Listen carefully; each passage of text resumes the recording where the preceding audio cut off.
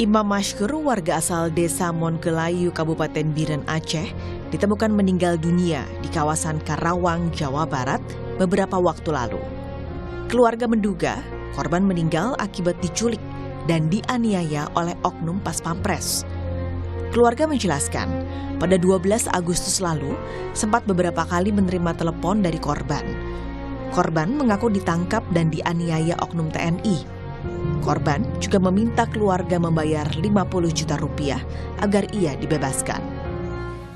Dia suruh kirim duit cepat-cepat, kok sayang ke anak. Saya bilang saya kirim duit, saya usahakan duit, tapi anak saya jangan dipukul lagi. Sebab kami di rumah nggak ada duit, kami orang miskin, jangankan 50 juta, 1000 pun nggak ada duit. Bilang orang itu, kalau nggak ibu kirim duit, sekarang anak ibu saya bunuh, saya buang di sungai. Kasus penganiayaan yang menewaskan warga asal Aceh Imam Mashkur yang terjadi 12 Agustus silam menyeret 3 prajurit TNI. Dari 3 pelaku, 1 diantaranya adalah anggota Pas Pampres, yaitu Praka RM. Melalui Kepala Pusat Penerangan TNI Laksda Julius Widyoyono, Panglima TNI mengatakan prihatin dan akan mengawal kasus ini agar pelaku dihukum berat, maksimal hukuman mati. Minimal hukuman seumur hidup dan pasti akan dipecat dari TNI karena termasuk tindak pidana berat melakukan perencanaan pembunuhan. Saat ini Pomdam Jaya sudah menetapkan anggota Pas Pampres dan 2 anggota TNI lainnya menjadi tersangka dalam kasus penganiayaan yang menewaskan Imam Mashkur. Tim Liputan Kompas TV. Seorang warga Aceh tewas akibat dianiaya yang diduga dilakukan oleh 3 anggota TNI, di mana salah satunya adalah anggota Pas Pampres. Apa yang sebenarnya terjadi dan apa pula yang harus dicermati dari kasus ini? Saat ini kita sudah bersama Ibu Fauziah, ibu dari Imam Mashkur, korban penganiayaan, dan juga bergabung bersama kami pagi hari ini ada Direktur Amnesty International Indonesia, ada Bang Usman Hamid, dan anggota Komisi 1 DPR RI, Pak Bobi Adityo Rizaldi. Selamat pagi Bu Fauziah, selamat pagi Pak Bobi, selamat pagi Mas Usman. Selamat pagi. Terima kasih sudah bergabung bersama kami. Ibu Fauziah, pertama tentu kami aturkan turut berduka bagi keluarga Ibu Fauziah. Sejauh ini kasus ini tampaknya sudah mendapatkan sorotan dari banyak pihak, termasuk dari aparat, dari DPR juga, Bu Fauziah. Kita ingin tahu dulu Bu Fauziah, selama ini dari Ibu sendiri apakah mengetahui aktivitas dari Imam, terutama setelah berada di Jakarta, Bu Fauziah? Tahu. Berjualan ya Bu ya. Sebenarnya yang Ibu ketahui berjualan apa sebenarnya Bu? Kosmetik. Oke. Dan apakah Ibu mengetahui mengenai mungkin siapa interaksi dari Imam, temannya, apakah interaksi juga dengan TNI, pernah berceritakah? Tidak. Biasanya apa Bu yang disampaikan oleh Imam? Apakah ada yang mengkhawatirkan yang disampaikan? Tidak ada. Tidak pernah menceritakan juga apakah ada masalah di Jakarta Ibu? Tidak. Apa yang biasa disampaikan oleh Imam yang diceritakan terakhir, paling tidak dalam komunikasi dengan Imam? Cuma kami ngomong-ngomong biasa-biasa, canda-canda, ketawa-ketawa gitu. Nggak ada yang lebih. Pada saat kejadian yang dikontak keluarga Ibu ya? Iya. Apa yang diminta Bu? Sebesar 50 juta. Dan Ibu pada hari itu langsung mengetahui kah mengenai permintaan itu? Tahu sebab waktu kejadian ditangkap anak ibu, dia nelpon sendiri ke kampung. Jadi pada saat kejadian itu Ibu langsung tahu ya, bukan sehari atau 2 hari setelahnya ya? Bukan, di saat kejadian. Oke, apa yang sempat curiga kah atau sempat berpikir mungkin ada kesalahan kah atau apa Ibu? Tidak, menurut feeling anak ibu orang baik, nggak ada apa-apa, nggak ada masalah apapun. Dan apakah sempat ada upaya memenuhi permintaannya Bu? Sempat kami mengupayakan meminta uang ke semua yang saudara-saudara kami. Sempat terkumpul Bu? Enggak, belum sempat terkumpul, berarti nggak ada hubungan lagi, putus hubungan. Nggak ada telepon lagi. Tidak bisa dikontak juga ya Bu ya? Ya. Oke. Nah, mengenai usaha yang dijalankan sendiri, itu modal sendiri kah atau bekerja untuk orang lain, Bu? Dari pertama dia jualan sama orang. Baru beberapa bulan dia punya sendiri. Itu modal sendiri, Bu ya? Bukan dari keluarga Iya. atau? Pertama pergi dari keluarga. Lalu akhirnya dengan uang sendiri. Ya. Oke, baik. Lalu pada saat mengetahui berita mengenai meninggalnya anak Ibu, itu tahu dari mana, Ibu? Ibu sempat pergi ke Jakarta Hmm. mencari anak ibu yang belum ketemu. Lalu akhirnya? Sampai ibu di Jakarta berapa hari menjelang baru ada informasi anak ibu sudah meninggal. Dari kepolisian atau dari mana, Ibu? Dari polisi. Ibu sedang berada di Jakarta pada saat mengetahui? Ya. Jadi Ibu bisa mengecek langsung pada saat itu? Ke rumah sakit ada ibu datang, tapi ibu nggak sampai hati menengok wajah anak ibu, badan anak ibu nggak sanggup. Jadi lalu baru pulang kembali ya, Bu ya, setelah itu ya? Iya, iya. Baik. Sampai saat ini sudah ditemukan, Bu, pelakunya. Dari keluarga sendiri bagaimana mendengar informasi bahwa pelaku sudah ditemukan, apalagi sudah ada informasi khususnya dari Panglima yang berjanji akan mengawal kasus ini? Ya, kami berharap sama TNI, sama pemerintah supaya diadili yang seadil-adilnya, setimpal apa yang sudah diperbuat kepada keluarga kami, kepada anak kami, sesuai hukum yang seberat-beratnya. Dari keluarga kami nggak ada mohon maaf. Maaf. Kalau dari mungkin teman-teman almarhum, apakah Ibu mengenal juga? Ibu cuma mengenal teman di kampung dia. Di Jakarta enggak ya, Bu ya? Di Jakarta cuma sama abang-abang sepupu dia.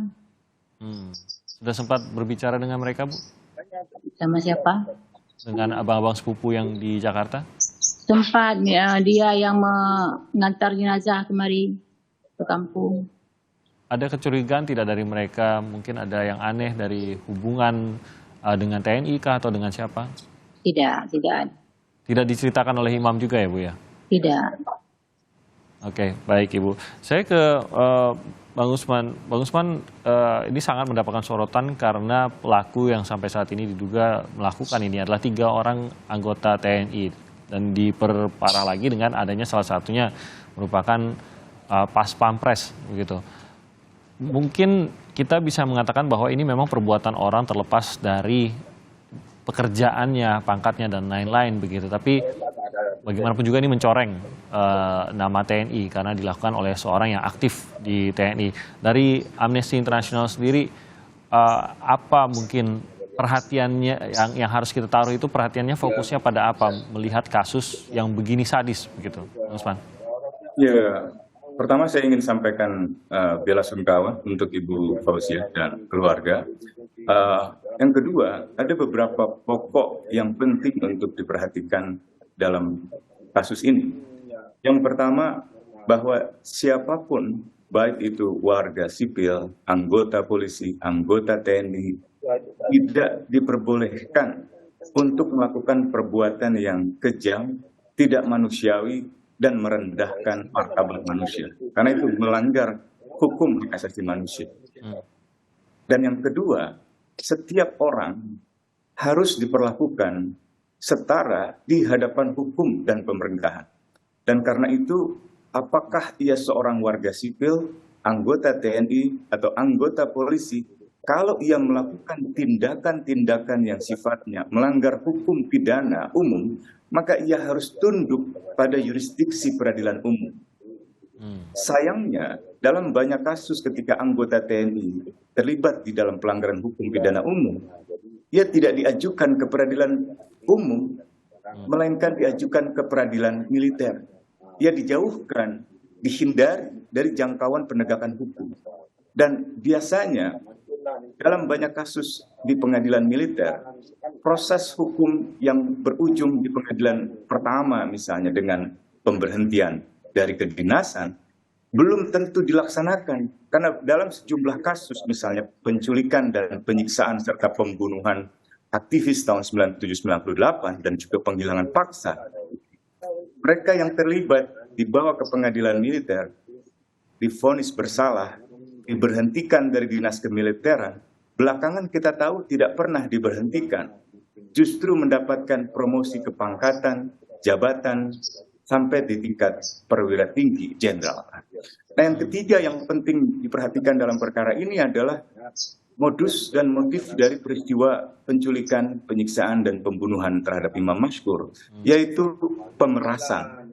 Nah, kita sudah lama mengetahui banyak sekali oknum aparat yang melakukan pemerasan terhadap warga masyarakat. Dan itu bukan hanya sekali dua kali, banyak kasusnya. Dan biasanya itu terjadi dengan berbagai alasan. Pertama, tidak ada penghukuman. Yang kedua, biasanya atasannya juga melakukan pungutan, setoran, atau pemerasan. Dan tidak pernah dihukum, sehingga bawahan pun biasanya atas nama mencari pendapatan tambahan karena kesejahteraan prajurit yang rendah, lalu melakukan tindakan seperti itu. Nah, ini yang harus ditertibkan. Nah, salah satunya dengan memperbaiki undang-undang dan kebijakan yang menjadi tanggung jawab dari Dewan Perwakilan Rakyat, Pak Bobi dan kawan-kawan. Oke, nah itu poinnya saya ke Pak Bobi. Memang motivasi dari pemerasan ini juga menjadi pertanyaan begitu. Mengapa imam atau korban ini yang menjadi sasaran begitu? Apakah sebenarnya ada hal lain di balik pemerasan dengan jumlah yang tadi sudah terungkap lah begitu berapa jumlah yang diminta, tapi mengapa ia yang menjadi sasaran? Pak Bobi, apakah ini harus terungkap sampai ke dibaliknya, sampai ke atas gitu? Apa sebenarnya motivasi dari 3 orang ini, dan apakah sebenarnya hanya 3 orang ini kah, atau mungkin ada yang menyuruh atau yang lain? Harusnya kita melihat ke sana, Pak Bobi. Ya, terima kasih Mas Timothy, Mas Usman, juga saya turut berduka cita kepada Ibu Fauzia. Tentu kita semua sepakat bahwa ini adalah tindakan yang sangat keji, yang tidak pantas dilakukan oleh seorang yang harusnya bertugas melindungi warga negara Indonesia. Oleh karenanya, kami juga ingin hal ini disusut tuntas, bukan hanya diidentifikasi masalahnya yang kelihatan di muka saja, tapi itu betul apakah ada orang lain yang terlibat, dan juga ini diproses secara hukum dengan sebaik-baiknya dan secepat-cepatnya dan juga seadil-adilnya. Saya sepakat bahwa memang perlu ada revisi ya Undang-Undang Pengadilan Militer, karena undang-undang ini kan dibuat Undang-Undang 31 ini tahun 97, sedangkan dengan ada TAP MPR tahun 2000 dilanjutkan dengan Undang-Undang 34 tahun 2004, ada beberapa hal yang secara teknis ini saya rasa perlu, karena sudah lebih dari hampir 10 tahun lebih ini harus diperbarui, karena dalam pasal-pasal di KUHP-nya pun sudah ada pemutakhiran. Yang dulunya itu pasal 368 mengenai pemerasan ini juga sudah diperbarui di Undang-Undang KUHP yang baru ya dengan pasal 482, sehingga dalam proses-prosesnya itu bisa memberikan rasa keadilan kepada masyarakat. Dan saya sepakat juga bahwa ini bukan hanya kita melihat yang si pelakunya, tetapi secara apakah ini dengan motif ekonomi yang kita banyak dalam beberapa waktu terakhir ini ada tindakan-tindakan yang sangat keji sampai ada pembunuhan dengan latar belakang ekonomi. Ini kita perlu sama-sama mencari solusinya. Apakah memang ada satu hal yang sistemik perlu diperbaiki dalam sistem pembinaan dan pengawasan prajurit TNI, atau ada hal lainnya? Oleh karenanya saya di Komisi 1 juga akan mendorong bahwa kasus ini segera dituntaskan dan juga dicari akar masalahnya, dan juga kiranya ada aktor-aktor lain yang berhubungan dengan hal ini. Banyak paling tidak ahli yang sudah mengatakan bahwa tampaknya kalau hanya ekonomi dalam hal ini meminta sejumlah uang tertentu, tampaknya terlalu sederhana gitu Pak Bobi. Apalagi ini dilakukan oleh anggota TNI yang memiliki kemampuan, ya sudah ditempa yang seharusnya mentalnya lebih kuat begitu. Tidak semudah itu seharusnya bisa sampai mengambil nyawa hanya karena motif ekonomi begitu. Apakah Anda juga melihat hal ini? Ya, tentu kami sebagai perwakilan masyarakat juga tidak ingin memberikan penyampaian yang bersifat spekulatif ya. Yang ada adalah kami akan mengawasi prosesnya dan juga nanti bagaimana tindakannya dan juga bagaimana vonisnya. Untuk hal yang tadi ya kita menunggu dari pihak militer bagaimana pengembangan dari kasus tersebut. Baik, kita akan lanjutkan lagi juga nanti bagaimana komitmen bahwa kasus ini harus tuntas dan transparan, mungkin dari harapan dari keluarga juga terkait dengan jalannya nanti, khususnya di peradilan. Kami akan bahas usai jeda berikut ini. Kembali lagi di Sapa Indonesia Pagi, kita masih bersama Ibu Fauziah, ibu dari korban, dan juga ada Bang Usman Hamid. Sementara tadi Pak Bobi harus meninggalkan program kita karena ada kegiatan lain yang memang sudah masuk ke jamnya. Terima kasih kami ucapkan kepada Pak Bobi Rizaldi yang sempat bergabung. Bu Fauziah, penculikan terhadap korban ini informasinya memang bukan pertama kali terjadi ya Bu ya, sudah pernah terjadi sebelumnya Bu, tahun lalu? Dari berangkat 2 bulan di kampung, ya, yang kejadian yang pertama. Apa yang terjadi saat itu Bu? Sama juga, minta tebusan juga, tapi enggak banyak, enggak dipukul keras sekali. Ditebus sudah. Ancamannya apa waktu itu Bu? Tidak ada ancaman apapun. Dan apakah korban sempat bercerita siapa yang meminta ini? Tidak. Oke, dan saat itu dibayar ya Bu ya? Ya. Pada saat itu diculik juga Bu? Kami, ibu kurang tahu.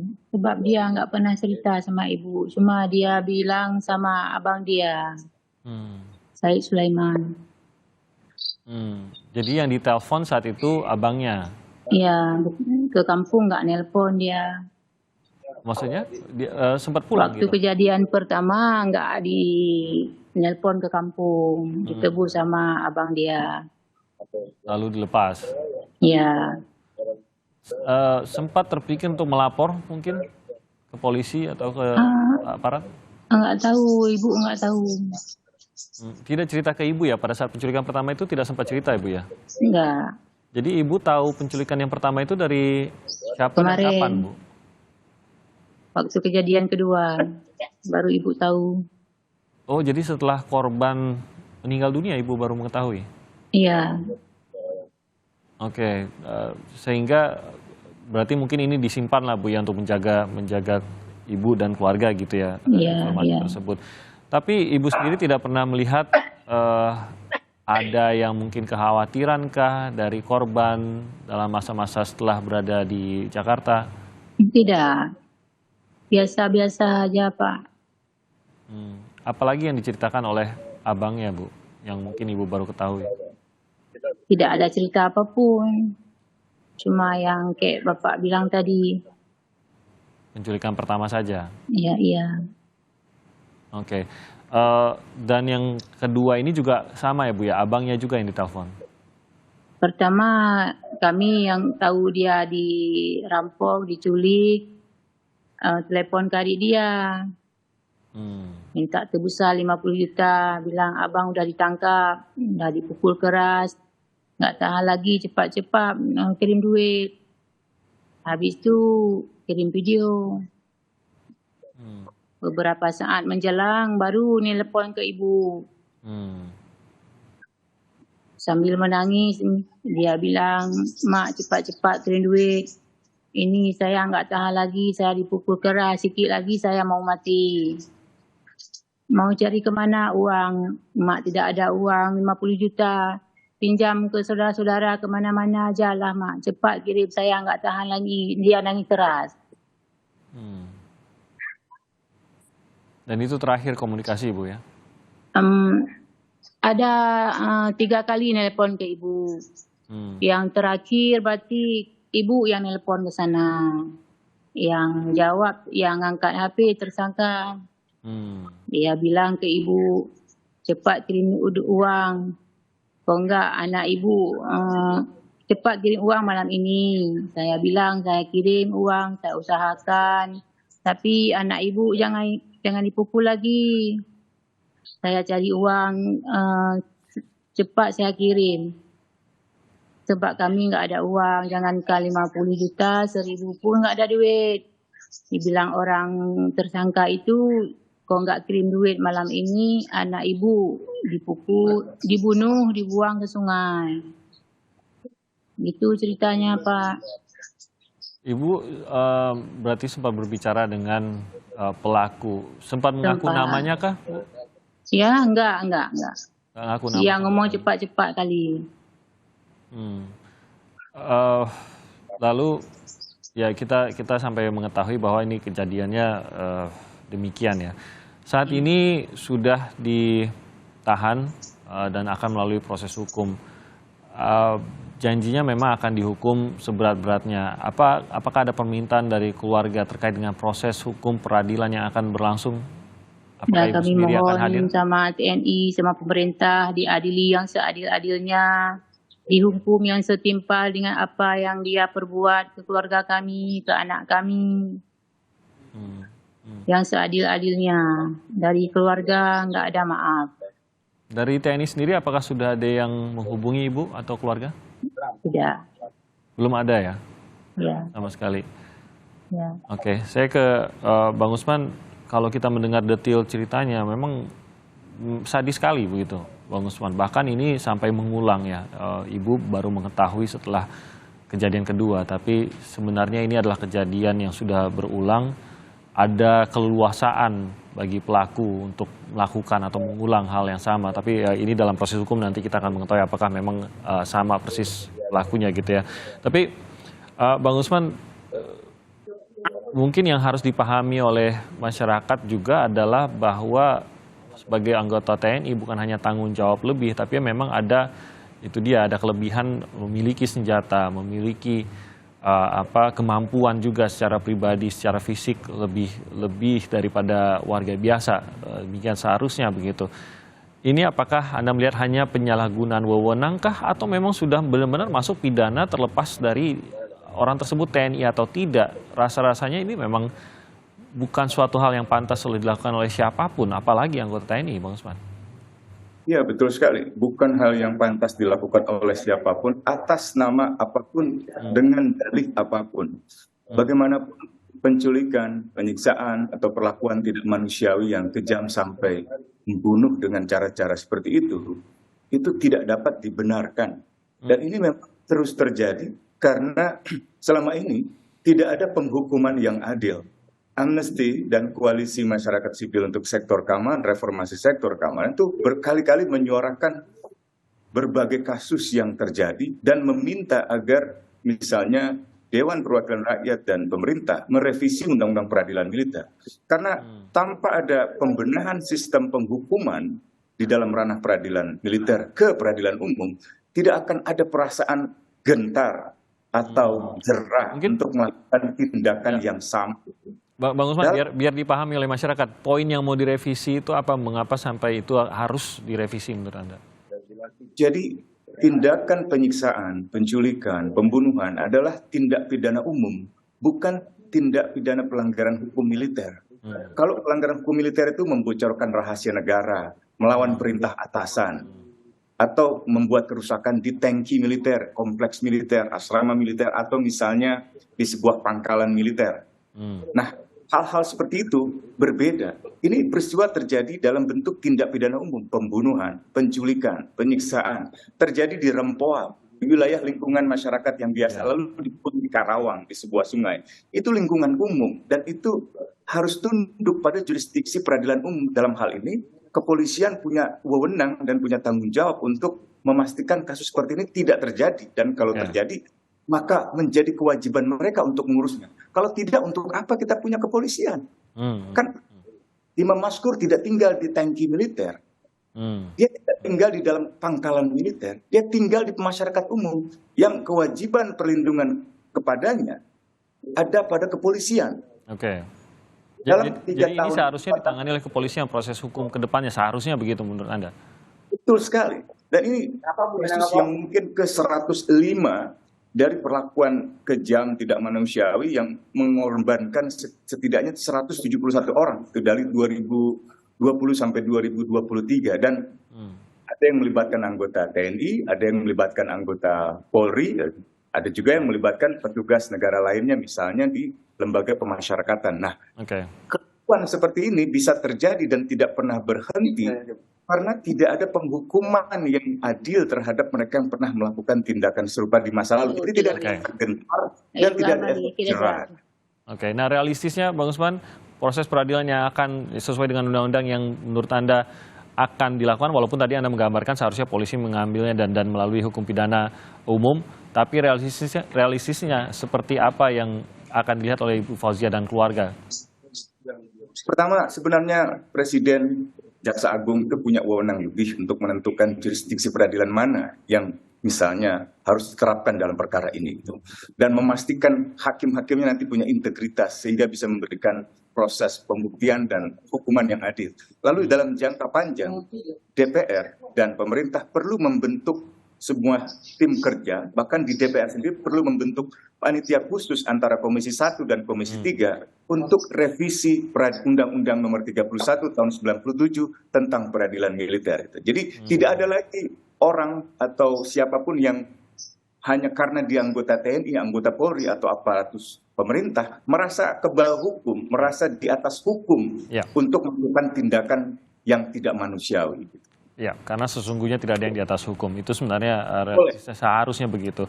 Bang Usman, terima kasih banyak atas waktunya. Ibu Fauzia, sekali lagi kami mengucapkan turut belasungkawa. Semoga bisa mendapatkan keadilan atas tewasnya anak Ibu, dan semoga proses hukumnya benar-benar komitmen transparan dan seadil-adilnya ini benar-benar dipegang oleh aparat hukum yang akan menangani dan juga ikut termasuk peradilan.